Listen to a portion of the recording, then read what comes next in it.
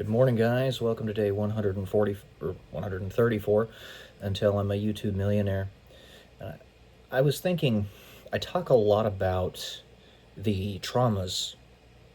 Don't usually get into specifics, but about the generalized traumas that I endured earlier on in my life. In particular, when I was in the military and how they treated me. And I just wanted to clarify.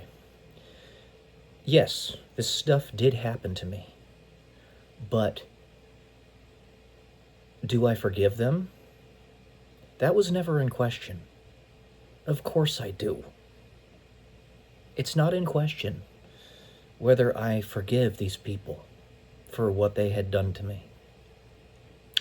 What's in question is whether they admit that what they did was wrong and accept that they actually need that forgiveness because they screwed up. That's the problem here.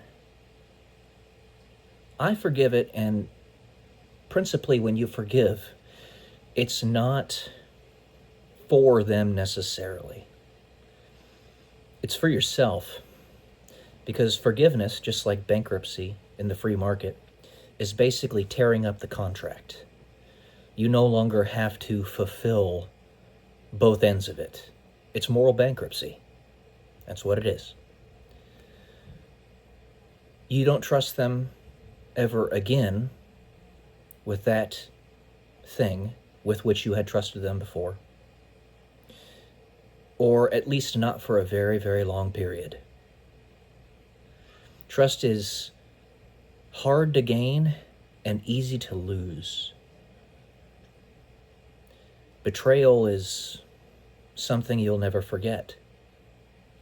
And that's another thing. With forgiveness, a phrase that has always irritated the shit out of me is forgive and forget. No. You don't do that. You only forget if the entity in question is going to be gone entirely.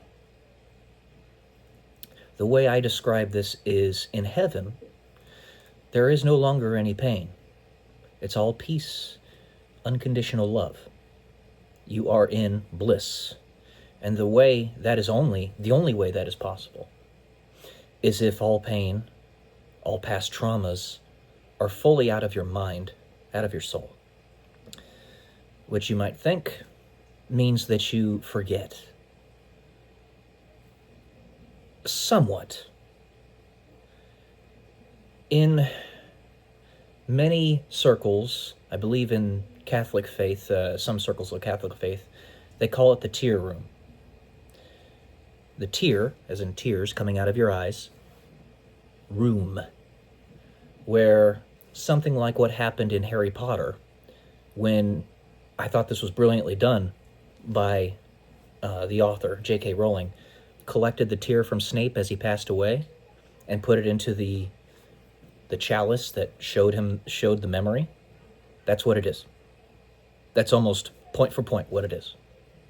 The tear room. You have those memories stored in vials that are tears of past traumas so that you can basically lock them out of your mind and not have to worry about them anymore. So, to forgive and forget, I never liked that idea. It's stupid. If you are to truly continue living with these people, with these entities, then you can't forget what they did. You can forgive it, but if you forget it, they just might do it to you again. You have to be wise to it. If you want to forget, and it's in anything other than the tear room of heaven, then the entity would have to be entirely erased from existence, as if they never existed, because even the memory of them would have to be gone. I think of the song Somebody I Used to Know. It was very popular, I believe, right around 2010. I'll make sure that there's a little thing that you can see on here like a picture or something, or a link. But kind of like that. So, of course, I forgive these people what they did to me in the military. But one, do they accept that forgiveness? And two, do they even think that what they did was wrong?